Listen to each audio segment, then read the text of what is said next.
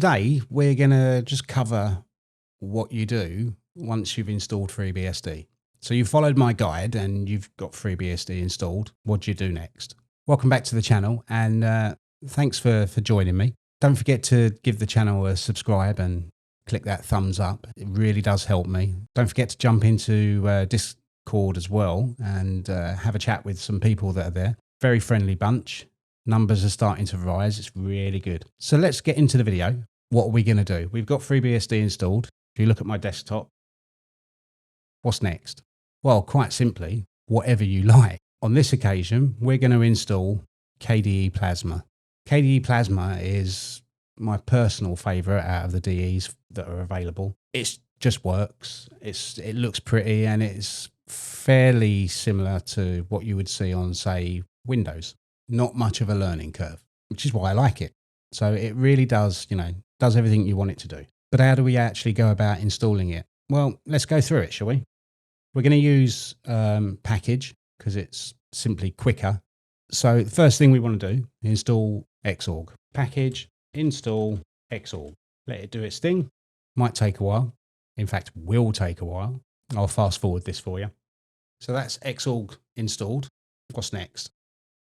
Actually, it's quite simple. Package, install KDE 5. This will take a while, so I will skip this for you with the magic of movies. Okay, so that's installed. What's next? So we need to make a quick edit to our FS tab. So let's do that. And we just want to put in the proc file system. Read write 00. There we go. Next, we want to just edit our rc.conf just to start a few services. So let's bung those in.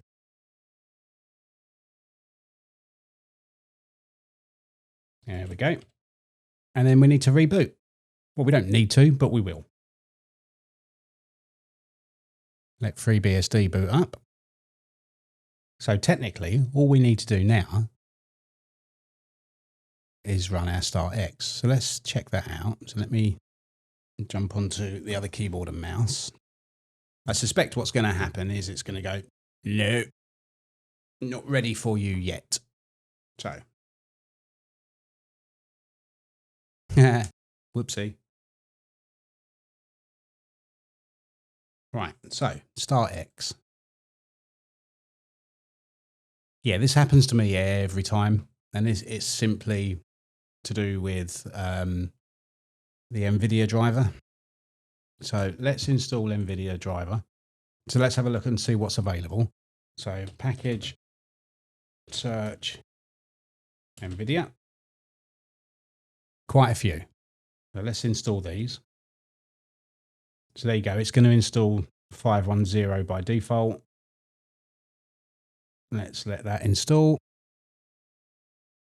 Excellent. And then let's just add the mod set to the KLD list in our rc.conf. Take a look at that.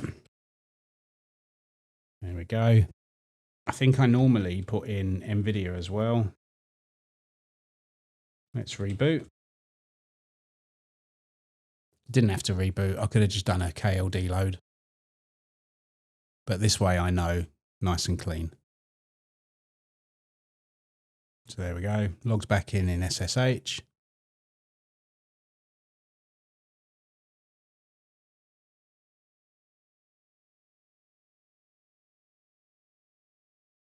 Let's try it now, shall we? But it has worked there, so that's good. So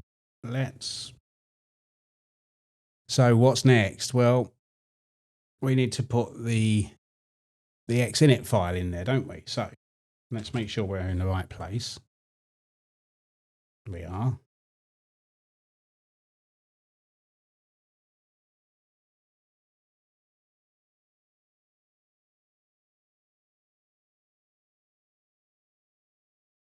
So there we go. There's our xinit.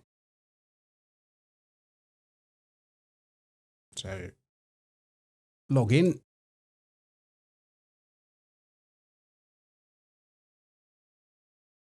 Let's see what we get. Here it comes. Boom. We have a KDE desktop. So the one thing that I have noticed is that I haven't actually got a user account on here. So I'm just going to quickly create one on here. Let's log in with my username. Oh yeah, it's trying to use Wayland. Wayland doesn't particularly work well on FreeBSD, and it will just stop when it feels like it. So let's change that to X11. It's Wayland. Not going to work. Go. Let's put in my password and get our KDE desktop. There it is. And there we go. So there you go, guys. That's how you install and configure KDE Plasma on FreeBSD. Doesn't take particularly a long time. It's the downloading and extracting that takes the most time, obviously, depends on your internet connection. But there you go. Hope you find it useful. Please give it a thumbs up, and in the comments, let me know what desktop environment you're using. Are you using KDE or GNOME or one of the others? Let me know. I'd be most interested to know. Also, let me know why you're using it and what you think makes it the best one for you. As always, don't forget to give it a thumbs up and a subscribe.